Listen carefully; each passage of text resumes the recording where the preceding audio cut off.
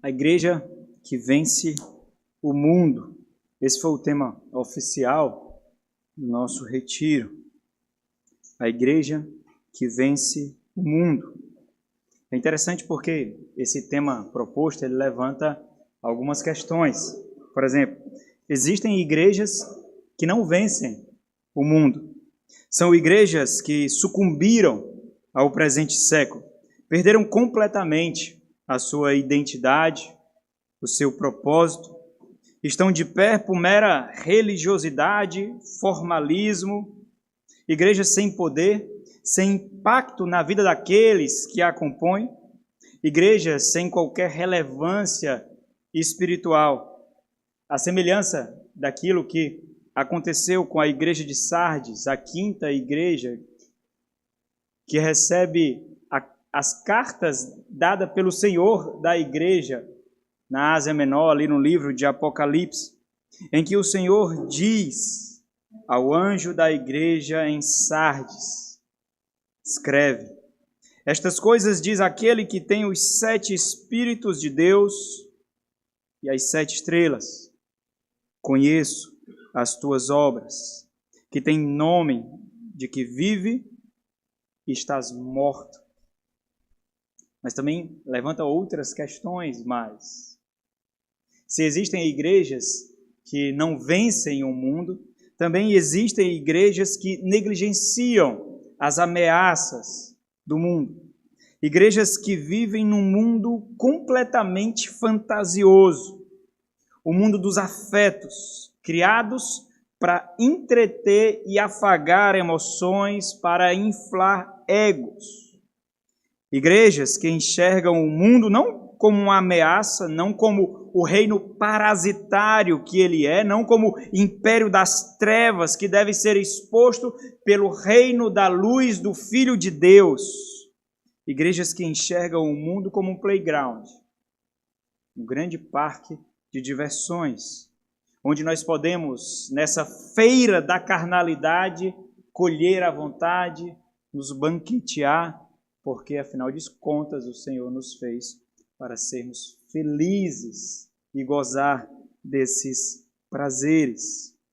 Igrejas sem convicção, que não expõem as artimanhas e o perigo, ou os perigos desse mundo e os perigos da carne. Igrejas apaziguadoras, que expõem os seus membros ao constante perigo, enganando-os à medida que faz cócegas em seu ego, a semelhança daquilo que aconteceu à 7ª igreja na Ásia Menor de Laodiceia, em que o Senhor diz ali no capítulo 3 de Apocalipse, a partir do versículo 15, ele diz: conheço as tuas obras. E essa talvez seja uma das expressões mais aterradoras. Porque se nós já ficamos aflitos quando alguém chega para nós e diz: olha, eu sei o que você fez. Eu conheço a forma como você age. Nós já ficamos completamente inquietos, o nosso coração acelera, quanto mais aquele que tem a chave de acesso irrestrito ao nosso coração, quer você abra ou não, ele adentra. E sabe o que está lá? Lá naquele local que você quer esconder. Igrejas que não expõem esse perigo. Igrejas que expõem constantemente os seus membros à morte. O Senhor diz: conheço as tuas obras. Sei, então, que nem és fria, nem quente. Quem dera fosses frio ou quente. Assim, porque és morno e nem és quente nem frio, estou a ponto de vomitar-te de minha boca. Igrejas que não expõem esse perigo aos seus membros. Membros que vivem na imoralidade, na falsidade, na hipocrisia, em piedade fabricada, em santificação fantasiosa. Membros que pensam que pode viver no mundo de Nárnia quando adentram a igreja e quando saem dos portais da igreja, parece que estão num mundo completamente diferente, onde a sua piedade, a sua fé não toca, onde as escolhas não diz respeito ao Senhor, não diz respeito à fé, diz respeito às suas particularidades, e a igreja não pode adentrar, porque isso é invasão de privacidade. Essas igrejas não vencem o mundo. Essas igrejas nem começaram a batalha, já iniciaram fadadas ao fracasso. Contudo, todas essas questões, ao invés de solucionar, levantam ainda mais indagações. E aqui eu estou observando o tema proposto. Por que, então? Porque algumas igrejas vencem o mundo enquanto outras facilmente se curvam diante dele.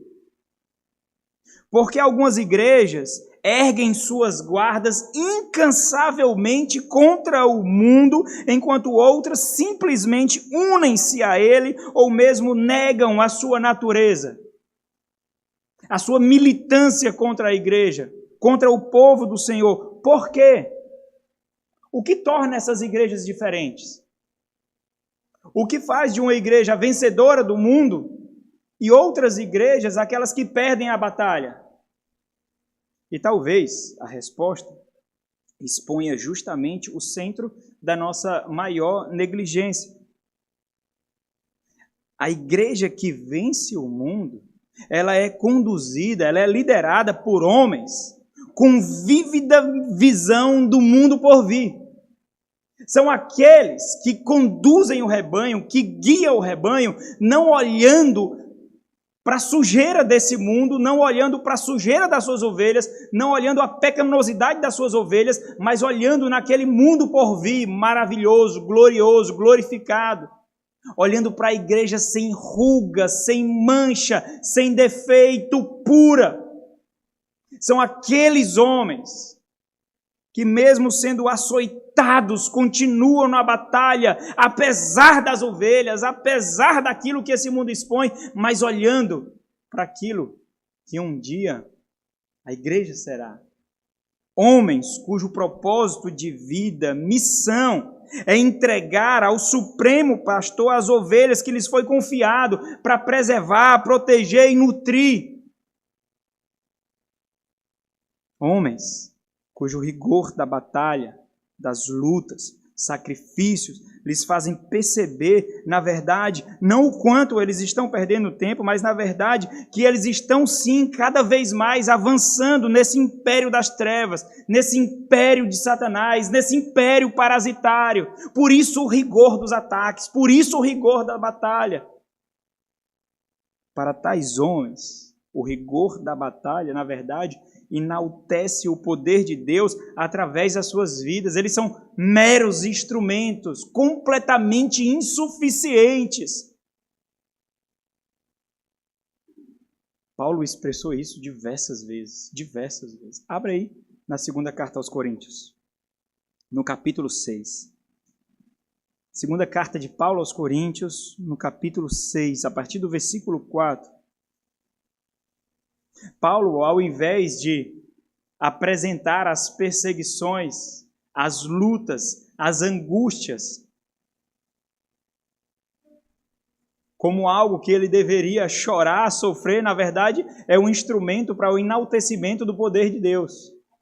Segundo aos Coríntios 6,4 diz assim: pelo contrário, em tudo recomendando-nos a nós mesmos como ministros, como servos de Deus, na muita paciência, nas aflições, nas privações, nas angústias, nos açoites, nas prisões, nos tumultos, nos trabalhos, nas vigílias, nos jejuns, na pureza, no saber, na longanimidade, na bondade, no Espírito Santo, no amor não fingido, na palavra da verdade, no poder de Deus, pelas armas da justiça, quer ofensivas, quer defensivas, por honra e por desonra, por infâmia e por boa fama, como enganadores e sendo verdadeiros, como desconhecidos e, entretanto, bem conhecidos, como se estivéssemos morrendo e, contudo, eis que vivemos, como castigados, porém não mortos, entristecidos, mas sempre alegres, pobres, mas enriquecendo a muitos,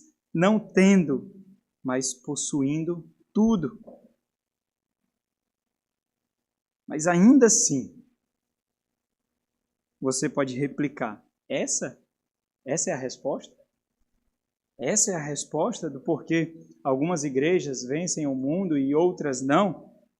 Como Como essa pode ser a diferença entre igrejas que vencem o mundo e outras que sucumbem a ele? São homens assim, irmãos, que dão a visão correta à igreja. Tais homens apontam o caminho correto à igreja. Simplesmente porque a igreja segue a visão dos seus líderes. E é isso que diferencia igrejas de igrejas. Cristãos de cristãos. Ovelhas de ovelhas. Aqueles que as conduzem pelo caminho. Simples assim. Simples assim. Por isso, líderes sem convicção, líderes sem ousadia, líderes frouxos, líderes sem coragem, não forjarão igrejas que vencem o mundo. Líderes sem convicção, na verdade, forjarão igrejas de algodão doce e tais igrejas morrerão no primeiro sopro quente que esse mundo der. Tais homens são um privilégio para a igreja do Senhor. Homens cuja reflexão é sóbria, é dependente, cientes de que eles são apenas veículos frágeis, falhos, carentes, e à medida que eles instruem as ovelhas da carência delas, da fragilidade delas, da pecaminosidade delas, mais eles conseguem enxergar os seus pecados, as suas falhas, e constantemente questionam ao Senhor: por que eu, Deus? Por que eu, Senhor? Porque me escolheste como instrumento, se meu coração é tão sujo, tão duro, tão podre? Por que eu? Porque quanto mais eles veem o coração daqueles que eles pastoreiam, mais eles veem o seu próprio coração. Mais as suas falhas são gritantes. Diante de quedas, de tropeços, de pecados, os constantes questionamentos, acusações da carne e sussurro de Satanás. Tu pregaste contra isso e caiu nessa armadilha, por quê? Homens falhos, fracos, e isso só torna ainda mais evidente de que eles são apenas instrumentos para a exibição do poder daquele que é o Senhor da igreja. Do poder de Cristo. Abra em 1 Timóteo. Essa é a reflexão de Paulo, escrevendo a Timóteo, seu filho na fé. 1 de Paulo a Timóteo, no capítulo 1, a partir do versículo 12. Homens que conhecem da onde foram tirados e como agora são feitos instrumentos para levar mortos à vida. 1 de Paulo a Timóteo, no capítulo 1, a partir do versículo 12, Paulo dá o testemunho a Timóteo, como que dizendo a Timóteo: é isso, Timóteo, olha para o meu testemunho, olha para a minha vida, combate aí o bom combate, segue a estrada, luta, porque é glorioso, essa batalha é gloriosa, esse combate é glorioso. Paulo diz: sou grato para com aquele que me fortaleceu, Cristo Jesus, nosso Senhor, que me considerou fiel, designando-me para o ministério. A mim, que noutro tempo era blasfemo e perseguidor e insolente, mas obtive misericórdia, pois o fiz na ignorância, na incredulidade. Transbordou, porém, a graça de nosso Senhor, com a fé e o amor que há em Cristo Jesus. Fiel é a palavra e digna de toda aceitação, que Cristo Jesus veio ao mundo para salvar os pecadores, dos quais eu sou o principal. Paulo diz isso justamente porque ele se tornou perito a enxergar corações. Ele se tornou perito a enxergar almas defeituosas. Mas ele enxerga ainda mais o dele. Por isso, quanto mais próximo ele se aproxima do Senhor da igreja, mais ele vê as manchas na sua alma, os resquícios do velho Adão preso em seu coração. A igreja que vence o mundo é conduzida por líderes cuja visão é do mundo por vir. Eles não pastoreiam a igreja, eles não lideram a igreja para esse mundo. Esse mundo está morto, esse mundo está fadado ao fracasso, esse mundo está em frangalhos, esse mundo está apodrecendo, esse mundo está derrotado. Ele não instrui homens para esse mundo. Ele instrui olhando para o mundo por vir. E constantemente esses homens, esses líderes, endireitam a visão dessas ovelhas, dessas igrejas, para o alto. Porque constantemente esse mundo tende a nos reconquistar. Constantemente. As investidas são intensas, sorrateiras, maliciosas e sagazes. E constantemente nós tropeçamos, nós deslizamos, nós vacilamos constantemente. Mas temos, não todos, alguns, têm o privilégio de serem pastoreados e conduzidos por tais homens, que muitas vezes pleiteiam lutas em anonimato por nós. Privilégio de serem agraciados como dons de Deus para a sua edificação espiritual, na condução desse vale da sombra da morte, que é esse mundo, para a eternidade. Um exemplo muito claro disso é a relação de Paulo e Timóteo com a igreja de Éfeso. É impressionante o quanto nós observamos a dedicação de Paulo ali em constantemente endireitar a visão e o caminho daquela igreja. Corrigir suas perspectivas acerca do Evangelho, acerca de Deus, acerca de Cristo e acerca de si mesmo como igreja do Senhor. Ao que tudo indica, aquela igreja ela foi fundada por volta do ano 49 ao ano 51. Ali na segunda viagem missionária de Paulo, Paulo estava ali com outros cooperadores, Priscila e Áquila. Nessa ocasião, Paulo passa pouco tempo ali, mas logo ele retornaria. Isso aconteceu na sua terceira viagem missionária. Paulo visita novamente aquela igreja. Isso aconteceu mais ou menos no ano 52 a 57, depois de Cristo. Agora Paulo dedica 3 anos na edificação, na plantação daquela igreja.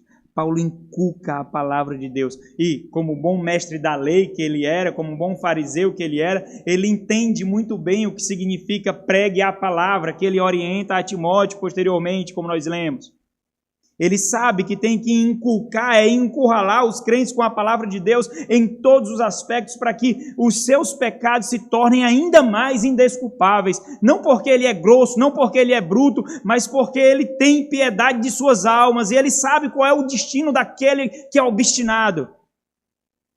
Paulo inculca em todos os aspectos, nos mais diversos aspectos que possa existir e diante das necessidades que possam ser levantadas. E fazendo isso, ele está ciente, então, de que, passados esses 3 anos, ele cumpriu a sua missão ali de edificação, de plantação daquela igreja. E para proteger, preservar e nutrir aquele rebanho, aquela igreja, Paulo estabelece oficiais. Porque ele entende que foi assim que o Senhor organizou o seu povo na nova aliança. Ovelhas precisa de pastores. Um rebanho precisa de líderes. E assim ele o faz. Paulo parte dali para continuar a sua missão, lutando em outros frontes, travando outras batalhas, mas o Espírito Santo inquieta novamente. O Espírito Santo inquieta e Paulo percebe a necessidade de, mais uma vez, ajustar a visão daquela igreja. E ele faz isso agora, exortando não aqueles irmãos, mas exortando os oficiais que ele estabeleceu ali. Isso acontece em Mileto, lá está Paulo, em sua terceira viagem missionária, e é interrompida. Isso torna ainda mais gritante a preocupação que Paulo tinha com aquela igreja e a necessidade de inquietação colocada nele pelo Espírito Santo de Deus para orientar dos perigos que talvez estavam sendo negligenciados. Paulo está em Mileto, 45 quilômetros da cidade de Éfeso. Paulo manda chamar os presbíteros de Éfeso. Paulo então os adverte de que eles enfrentariam ameaças internas, ameaças externas. Eles iriam se deparar com lobos vorazes, devoradores, e também com falsos profetas, homens que iriam maquiar as suas heresias, as palavras de morte como se fosse o verdadeiro evangelho. E com isso, Paulo os encarrega, passando para eles o bastão, e agora sim ele entende missão cumprida, e ele coloca eles mesmos, aqueles oficiais, aqueles presbíteros, como testemunho de que Paulo fez aquilo que foi encarregado a ele de fazer, apontando o caminho, mostrando os declives, mostrando os buracos, mostrando as armadilhas, mostrando os perigos. E Paulo diz, portanto, eu vos protesto, eu coloco vocês mesmos como testemunhas no dia de hoje, de que estou limpo do sangue de todos, porque jamais deixei de vos anunciar todo o desígnio de Deus. No entanto, mais uma vez, o Espírito Santo de Deus inquieta novamente e leva-o a pastorear aquela igreja para ajustar novamente a visão daquela igreja, a perspectiva da batalha daquela igreja. E Paulo faz isso dessa vez escrevendo a carta aos Efésios. E nós estamos aí talvez no ano 60 ou 62 depois de Cristo. Paulo está aprisionado em Roma. E a notícia da prisão de Paulo parece ter sacudido a igreja de Éfeso. A igreja está desanimada, a igreja pensa que juntamente com a prisão de Paulo, o evangelho também foi preso, a obra de Cristo também foi presa, e isso causa um desânimo àquela igreja, e Paulo então concede àquela igreja uma perspectiva espiritual. Paulo os exorta para que eles pudessem usar aquilo que eles receberam, embora não tivessem fazendo uso, que eram seus olhos espirituais, para enxergar aquilo que outros não conseguem enxergar. As batalhas nas regiões celestiais, muito além da superfície. E aí que nós vemos o consagrado capítulo 6 da carta de Paulo aos Efésios, quando ele fala da armadura de Deus. Quanto ao mais, sede fortalecidos no Senhor e na força do seu poder. Revesti-vos de toda a armadura de Deus para poderdes ficar firmes contra as ciladas do diabo. Observa, Paulo corrigindo a visão. Aquele desânimo, aquele temor, aquela apatia, na verdade, era uma cilada do diabo para eles caírem, para eles fraquejarem, embora eles não tivessem conseguido ver isso. Porque a nossa luta não é contra o sangue e contra a carne, e sim contra principados e potestades, contra dominadores deste mundo tenebroso, contra as ameaças espirituais do mal nas regiões celestiais. Alguns anos se passam, 10 anos de Mileto, 4, 5 anos da carta que ele envia aos Efésios. Paulo, mais uma vez, é inquietado pelo Espírito Santo de Deus. E ele percebe que aquela igreja está em apuros. Na verdade, aquela igreja estava dando os seus últimos suspiros de vida, estava agonizando a morte, naufragando em imoralidade e em heresia, com a fé fingida, conduzida por ídolos falsos, estavam naufragando completamente no mar desse mundo. Aquela igreja deixara de ser um lugar da habitação e da presença especial do poder de Deus e se tornou uma agência de Satanás para acomodar demônios, pregadores de falsidades, afagadores do ego. E para socorrer aquela igreja, o que Paulo faz? Paulo faz justamente aquilo que nós estamos refletindo. Paulo envia um homem. Paulo envia Timóteo, um homem de ousadia, um homem com ousadia e com coragem, encharcado com a visão do mundo por vir. Esse é o remédio para a enfermidade de uma igreja que sucumbiu ao mundo, uma igreja que perdeu a batalha, uma igreja que está naufragando. homens com visões do alto. No entanto, irmãos, tais homens também são feridos na batalha. Tais homens também são machucados. E diante das atrocidades da luta, Timóteo parece ter desanimado quando ele se depara com o tamanho da batalha que foi proposto para ele ali. O rigor parece elevado demais. Paulo agora concede a Timóteo a visão necessária para a batalha, para que Timóteo, por sua vez, concedesse à igreja a visão necessária para a batalha. Isso acontece na carta que ele envia. 1 Timóteo, capítulo 3, versículo 16. Escrevo-te estas coisas. A partir do versículo 14, 1 Timóteo 3, a partir do versículo 14. Escrevo-te estas coisas, esperando e ver-te em breve, para que, se eu tardar, fique ciente de como se deve proceder na casa de Deus, que é a igreja de Deus vivo, coluna e baluarte da verdade. Evidentemente, grande é este mistério. O mistério da piedade. Mas que piedade, Paulo? Timóteo não via piedade naquela igreja. Timóteo via hipocrisia, carnalidade, imoralidade, lobos vorazes. Que piedade! É por isso que ele diz, é por isso que ele roga a Timóteo, ele coloca Timóteo sob juramento na segunda carta, que Timóteo pregue a palavra, porque é esse mistério, é a palavra que forja a piedade.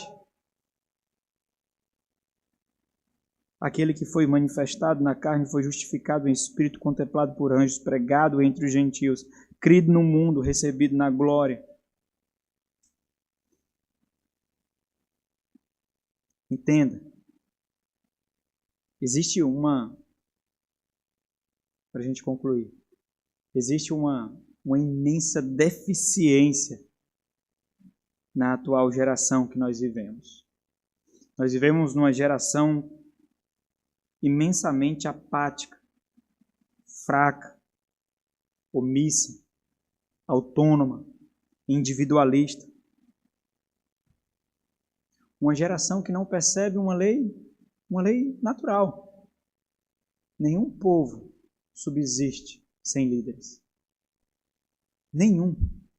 Nenhum povo subsiste sem líderes. Nós precisamos ser conduzidos. Nós precisamos ser guiados. Nós precisamos ser corrigidos. Nós precisamos ser orientados. Isso se aplica a qualquer instituição da face da terra, mas tem um entretanto absurdo aqui, porque líderes não são suficientes para a igreja do Senhor. A missão da igreja, a natureza da igreja vai absurdamente além de qualquer outra instituição na face da terra. Por isso, a igreja do Senhor precisa de líderes específicos, marcados pelo Senhor da igreja, nomeados pelo Senhor da igreja. E essa é a tarefa da igreja. Essa é a missão da igreja.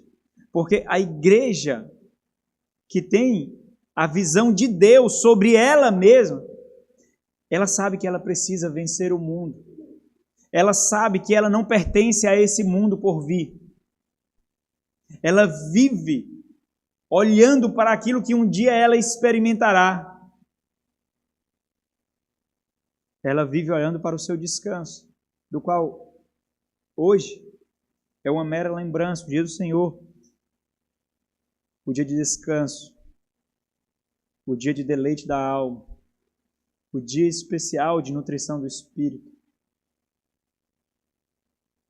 Todos os dias nós recordamos daquilo que o Senhor tem reservado para nós. Por quê?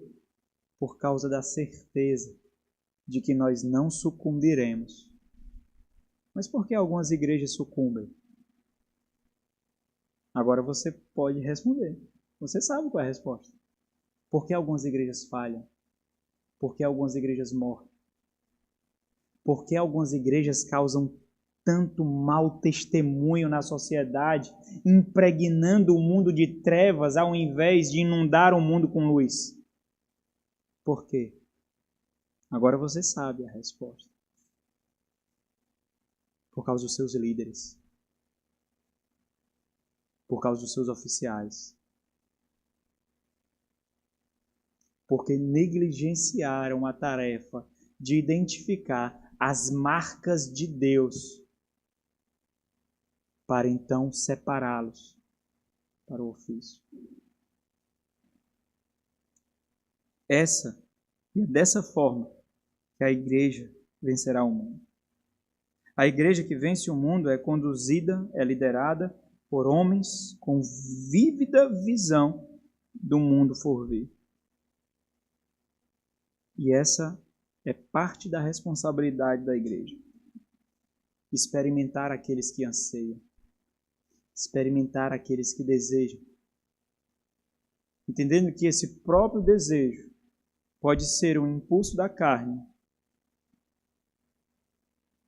ou um apontamento de Deus. Experimentar, testar. Cabe à igreja local identificar e reconhecer publicamente tais homens, honrar tais homens. E é isso que nós vamos fazer essa noite. Homens que foram forjados na prensa dessa igreja, na prensa da igreja local. Homens que foram testados e aprovados no dia a dia comum e ordinário da nossa igreja. Homens que engrossarão a fileira de proteção, preservação e nutrição da igreja. Quando nós observamos que Deus nos concedeu a graça de poder identificar nesse meio tais homens, nós entendemos que Deus tem derramado graça sobre nós. Deus tem nos abençoado de sobremaneira. Então vamos orar para darmos continuidade. Senhor nosso Deus,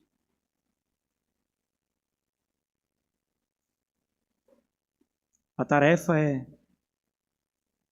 é grande demais para nós, ó Deus. E isso nos coloca com temor e dependência diante do Senhor.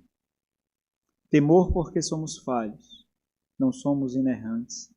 Sabemos que também podemos errar, ó Deus, mas cientes de que é o Senhor que faz toda a obra.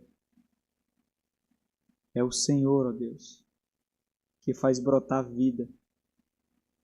É o Senhor que conturba mentes perversas. É o Senhor que protege a igreja. Nós amamos a tua igreja, Senhor. Nós tentamos a todo custo fugir da religiosidade, da fé fingida, de ter a igreja na periferia da nossa vida. Nós lutamos, ó Deus, para forjar temor no nosso coração, suplicando constantemente ao Senhor para que não maculemos a noiva do teu filho, para que não tratemos a noiva do teu filho como uma qualquer. Rogamos ao Senhor, Deus, constantemente ousadia, coragem, para expulsar os lobos vorazes, os falsos profetas, os inimigos do Senhor, expondo-os à sua falsidade e carnalidade. Até aqui o Senhor tem nos ajudado, Deus. Faz com que essa festividade que celebramos hoje prospere, ó Senhor, para que nós sejamos uma igreja que vence o mundo, Deus.